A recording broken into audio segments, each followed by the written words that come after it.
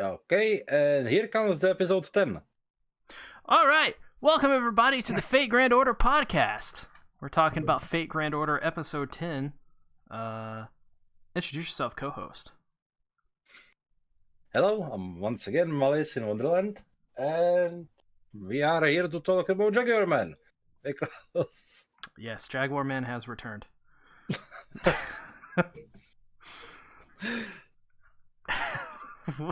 We'll talk about episode 10. Hello, Goddess of the Sun. Uno, dos, tres. Quetzalcoatl is here, and she's a mad lad. Also, Jaguar Man joins Fujimura's team to help fight Quetzalcoatl, and also, eventually, Gorgon. What the fuck, Jaguar Man? you took it out of my mouth, man. So Quetzalcoatl shows up. We'll get to her in a moment. But after her first introduction, she goes to whatever she goes. And then it's just the camera pans over and just Jaguar Man's there, and I'm just like, what are we what? What's going huh? And she starts picking up bodies and putting them in baskets, and she says, you better watch out, wherever Quetzalcoatl goes, she's got like guards and stuff. and then she goes, well, I guess she forgot. And then she's like, well, I got my own guards. I have my Jaguar guards, or whatever she said. And there's just a bunch of copy and pasted, like, on purpose, of course. Like, soldiers you'd see from, like, the Fate Grand Order game. They're all doing the same basic animation. Yeah. For how serious the first bit was, with Quetzalcoatl coming in, this part just broke me. It was just way too funny. And then, oh my god! And then Anna attacks Jaguar Man. Jaguar Man blocks it, but the top of like the chain hits Jaguar Man, and just blood starts spewing out the top of her head. Like, what am I watching? I thought this was Fate. Every time she's in this show, I'm just like, what the hell? She's the comical relief character. She's like so like jarring, but in a good way. Yeah. Like, it shouldn't work. Her being in like, if she was like in Heaven's Feel, fuck, I'd be angry. I'd be like, what are you doing? But in this, I'm like, this somehow fits. I don't know. It doesn't. It technically just doesn't fit. Like, it shouldn't fit. She shouldn't exist in this timeline. But she does. She has like modern tennis shoes and like a kigurumi and a staff with a giant cat's paw on it. What the hell? Yeah, it's just... I think it's partially thanks to that almost none of the characters is actually serious or acting serious.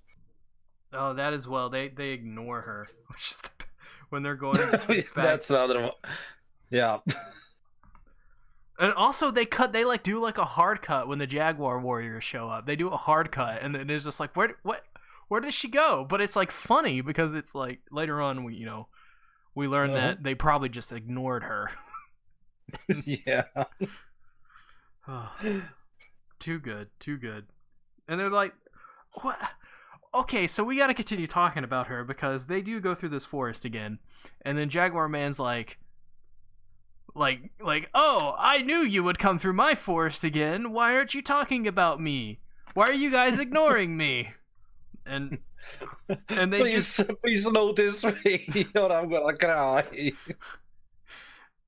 She starts crying, and I'm just like, the first episode she was in here, it was still funny, but they were treating her like a serious threat, and now they're just instantly just like, who cares?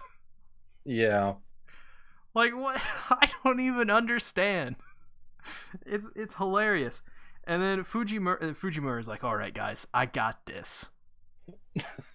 And then Fujimaru's like, you have such perfect this, such perfect that. You're so great, Jaguar Man. And then fucking Jaguar Man, what happened here? She just breaks. Flowers bloom, and then like some weird, I think it was Venus flytraps or like drooling, and I'm like, are we go what? Like, what are we doing here? Yeah, I had the same questions there. Like, did Fujimaru just go like full Imiyashiro?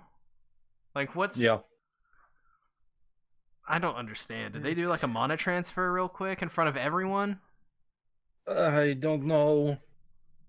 It was a thing. Like, because they do another hard cut. In the meantime, there's just Anna saying kill, kill, kill, kill, kill. Yes. Oh my god. And then like after this weird questionable scene, which I'm not sure if like are they what are they insinuating with this? Jaguar Man just goes, "I'm good now," and just joins them. Yeah. Oh, like what the hell? And all of this just made me realize this is definitely an Astro anime. Okay. I know the viewers out here don't know who Astro is, but that's why you should join the server so you can figure out who he is. Join Discord so you can meet Astro.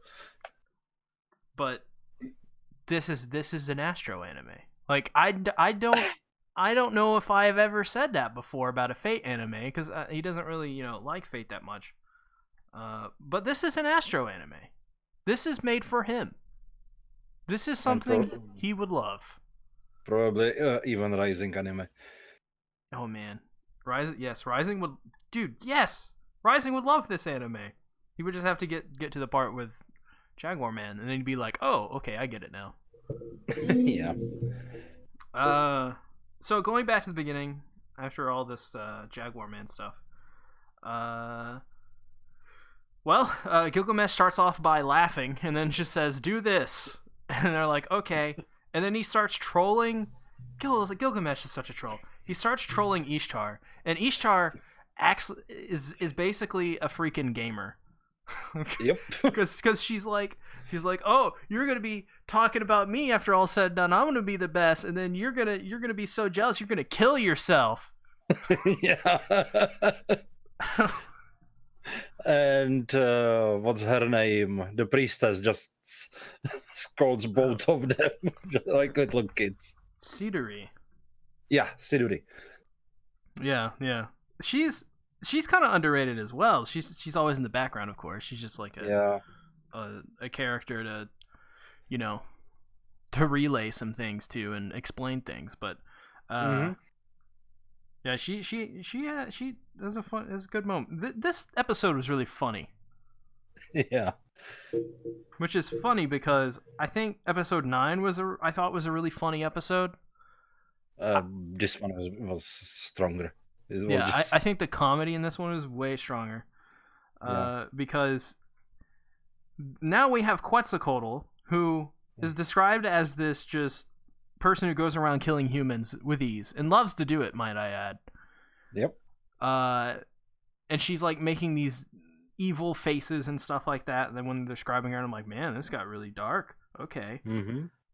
Nah, the first thing she does, she shows up, she's like, "Uno, dos, tres. I'm Quetzalcoatl and I'm here," or whatever. And she sees Fujimaru and she's like, "Wow, look at this cutie. You know what? I'm not gonna like do anything if Fujimaru marries me." I'm like, what the fuck? And Mesh loses her mind. Yeah, Smash is like, what? That's my senpai.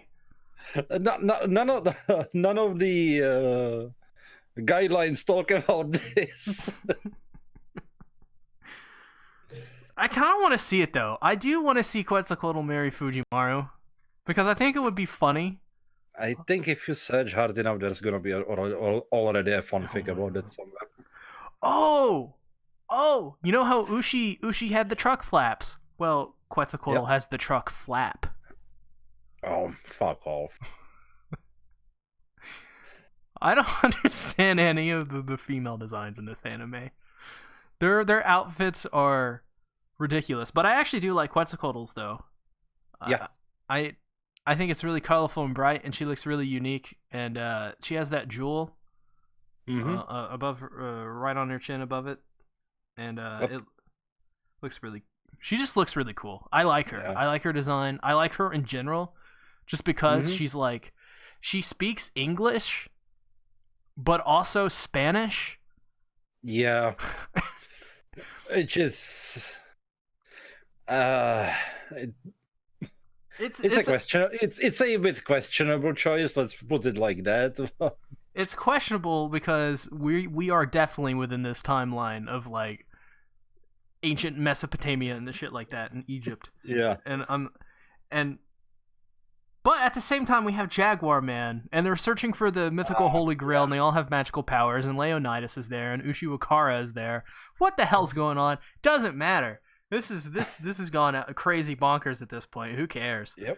And it's Fair just enough. It feels more like alt history, I think. Yeah. Well, it kind of is, isn't it? From what I understood, basically the human history is fucked beyond measure in Grand Order. There you go. Like, it feels like the way that it sets up this series, I think, at least from my opinion, and I haven't seen all the other timelines and whatever, so it may not be as obvious, or it may not even be obvious at all, and may not even be a thing, but it definitely, like, when we went into this, it was like, oh yeah, we're gonna get like kind of like a history kind of setting here, and it's gonna play in a little bit into history, but it just doesn't at all. It's just like I was expecting that as well. It just nope. It's just, hey, here's an excuse to see scantily clad women, and like a bunch of and really good action.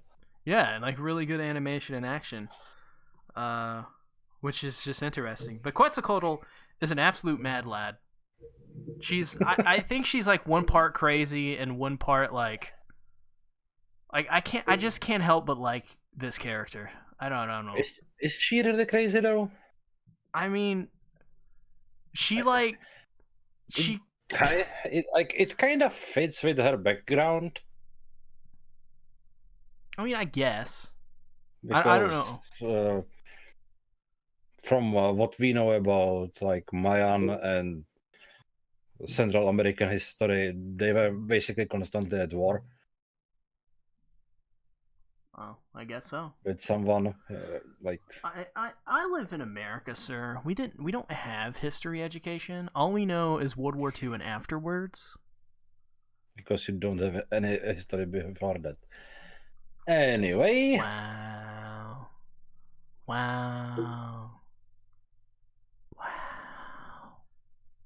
Well, I'm really not gonna be liked after this, am I?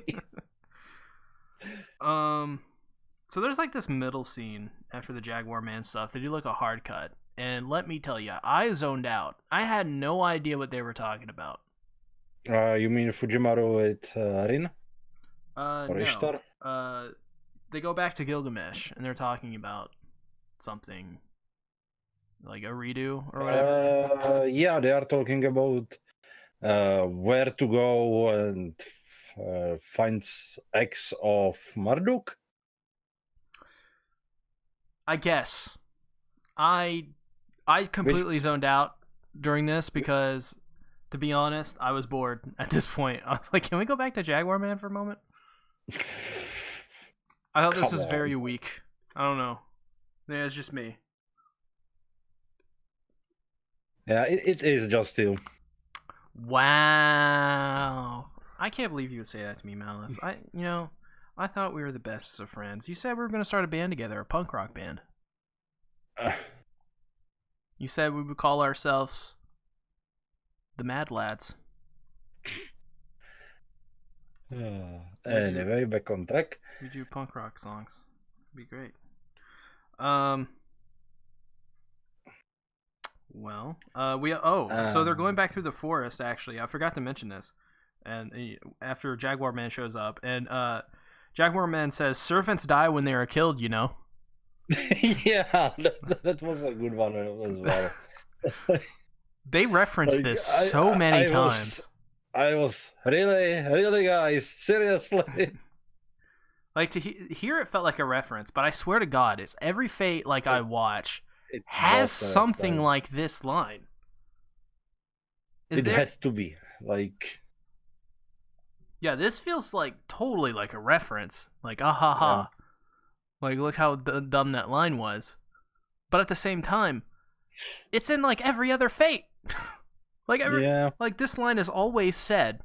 It's usually seriously said. It makes me think like there's some like translation error or something is lost in translation or it doesn't work out that well in English because like they say it all the time. Like like I have no idea. Maybe somebody who's knowledgeable on that would know. Who knows? Is that it actually? Did we just talk about everything? Oh, the scene with Ishtar and Fujimaru. That and then Or. But let's start with Ishtar and Fujimaru. Yeah. So they go, much like the last episode, I think they do it in the next episode as well. Ishtar at this point has basically taken over the Ushi role of... Because before this, Ushi would do this kind of scene all the time with Fujimaru. But in this one, it's a lot more... I don't know. Ushi's felt like a bit more, like a bit more into Fujimaru. No, it felt more intimate between like two friends, two people who really respected each other. And this feels more like, could there be a romance brewing between Ishtar and Fujimaru, or something of feelings? I don't think so. I don't know. That's what it felt like to me.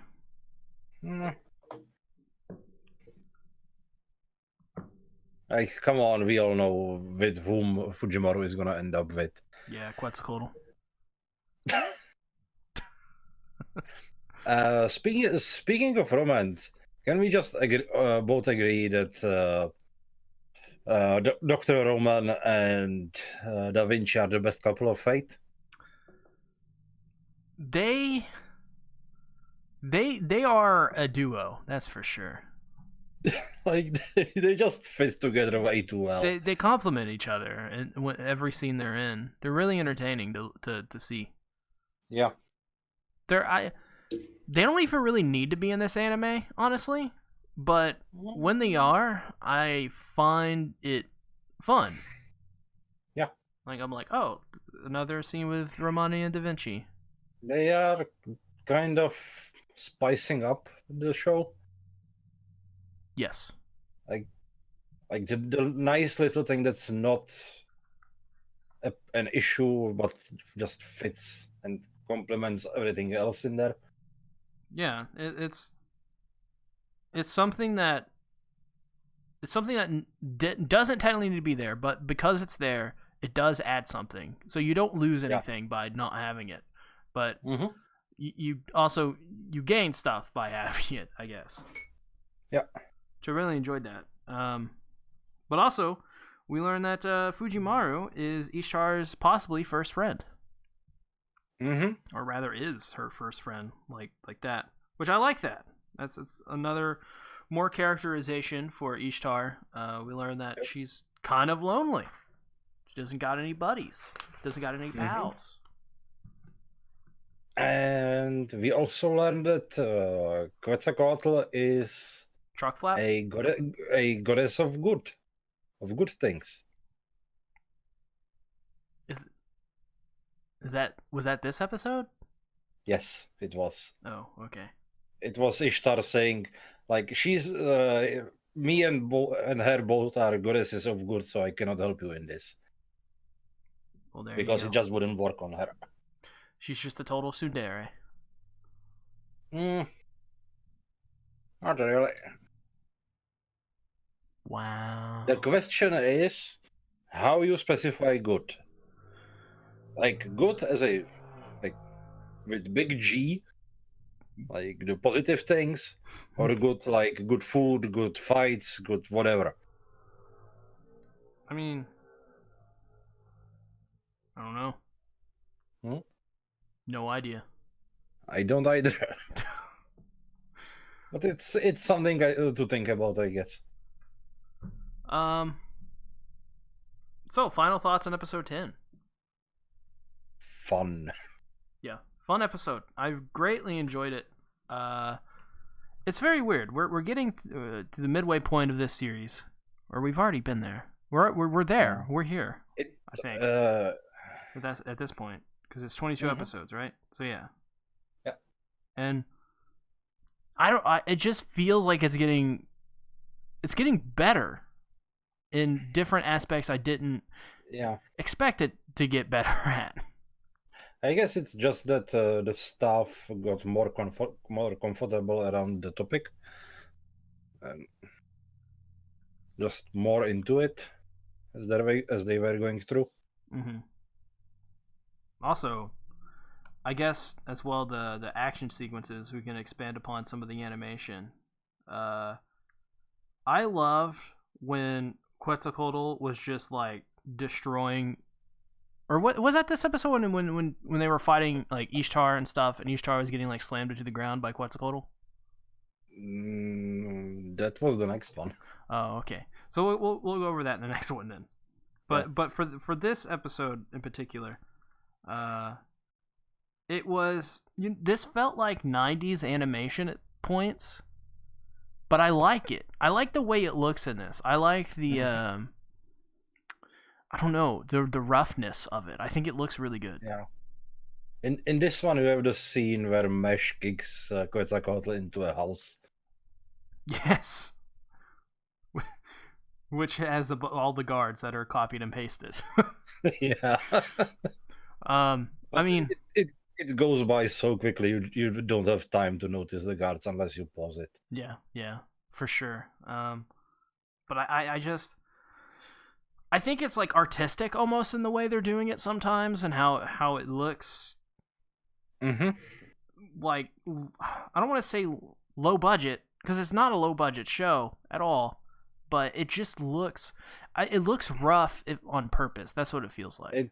It just focuses the budget where it needs to, and leaves some of the less important parts out, which I think works. Yeah. And also because this anime is so colorful as well, and so different and unique to all the other Fates, that I think it just works out for it.